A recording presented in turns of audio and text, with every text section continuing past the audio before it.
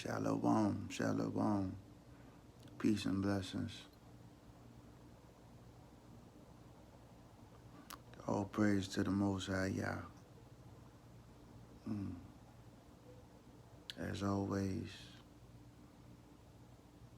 I give glory and honor to Yahuda, to Yahshua, Yahushua, and the Holy Spirit. For these three bear witness in heaven. And the three that bear witness here on earth is the Holy Spirit, the water, and the blood. But if you peep that, right, between the bearing of the witness in both realms, earth and heaven, is the Holy Spirit. People really not paying the Holy Spirit much attention when Yahushua said that he was leaving us a comforter, that he was leaving us somebody to guide us, especially in these end days, right? In these last hours.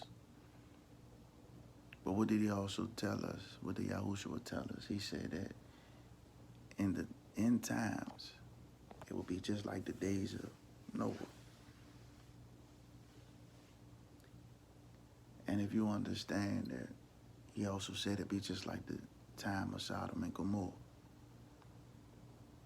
That even Sodom and Gomorrah will probably have a better advantage than we have in these end times. Because the deception is real. Sodom and Gomorrah was eating and drinking and marrying at the time of their destruction. We see the judgment being passed on the earth daily. And what is people doing? Still going about their day, going about their life, as though there's nothing coming. All things are going to turn back to normal. Everything is going to be peaches and cream. But that's so far from the truth. But this is the realm of deception,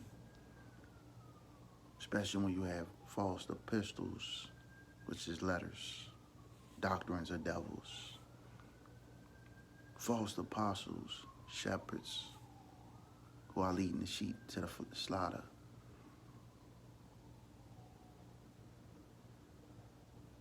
The realm of the Most High is really deep. It's deeper than these physical, carnal eyes.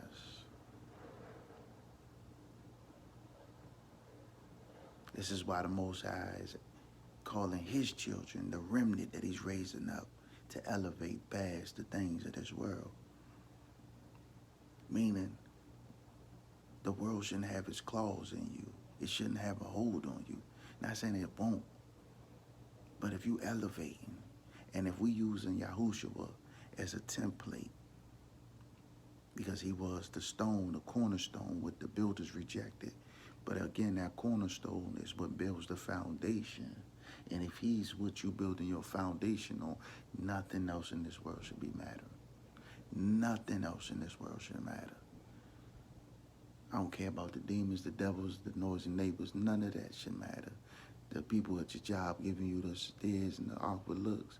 Those who want to continue to, none of that should matter. The only thing that should matter is your relationship with the Most High. Because at the end of the day, it's your soul that's in jeopardy. At the end of the day, can't nobody stand in front of that judgment sheet for you. You know? And of course, you're going to have, again, deception. Those who are going to tell you that you can continuously walk down the road of sin and you're going to be all right. You're going to have those who will tell you YOLO, you only live once, do all that you can. Focus only on this life. You're going to have those that's going to be blown by your spirit. You're going to have those who are going to be mad at who you are.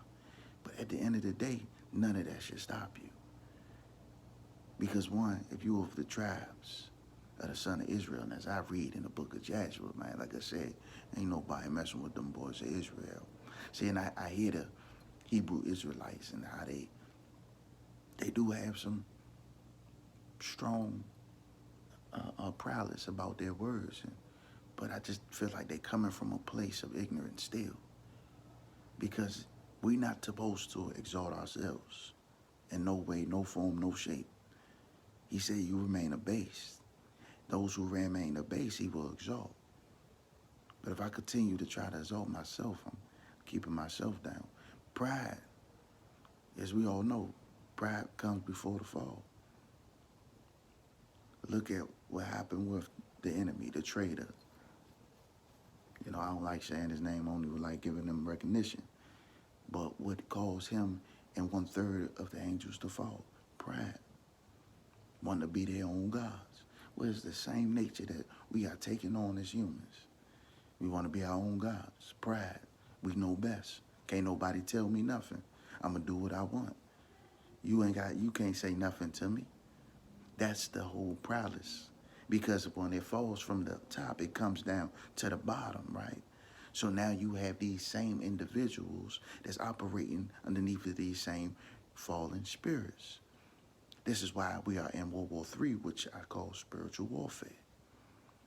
And until you get out of the physical and get into the spiritual, everything of the physical is always going to be here to tempt you and bother you. But if I look at that individual and I see the human and not what's behind the human, oh, that enemy going to have a time with me, boy. And I'm only speaking from experience because he did. Because I was trying to be spiritual, but I still operating carnal. It don't work that way.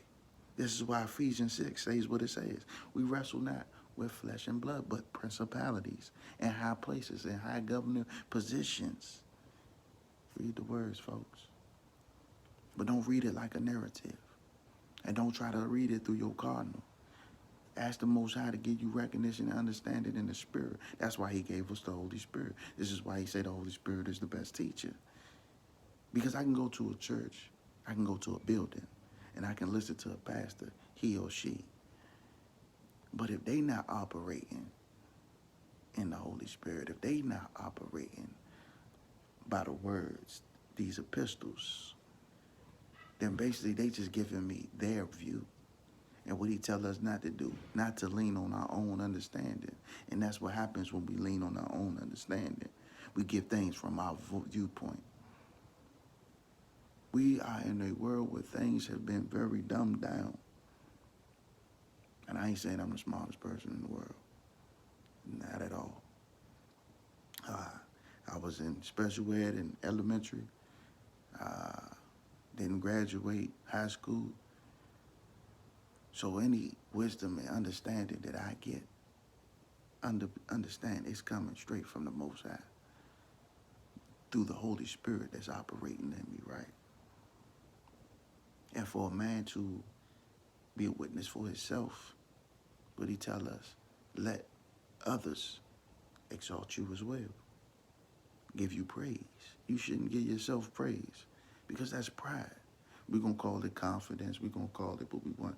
And I ain't saying that we shouldn't have pride in ourselves to be able to accomplish the mission, to be able to stand firm and stand fast, to endure. But when you turn it into me, I, it's all about me. I'm the center of attention. I'm the star of the show. Now that's the pride. Because the only star of this show is the Most High. But what did the world tell you? You the star of your own show. You create your own destiny. You manifest this. And some of these things, like I said, it's not far from the truth, but it's how you perceiving it, and it's how it's being taught to you. Because the enemy is a great deceiver. So he likes to mix things up. He give you truth and he give you lie. Sometimes he'll tell you the truth, but depending on what the intention of him telling you the truth, how he's giving it to you. Could be for you to act corruptly. See, this is why we got to get our spiritual paralysis up, get our spiritual fortitude up, get our understanding in the Most High and Yahushua. Because everybody want to separate Yahushua and Yah as though they not operating in the same. Yes, it's love. Yes, it's grace. Yes, it's mercy. But like I said, you go to that 5 books of the Torah, what they call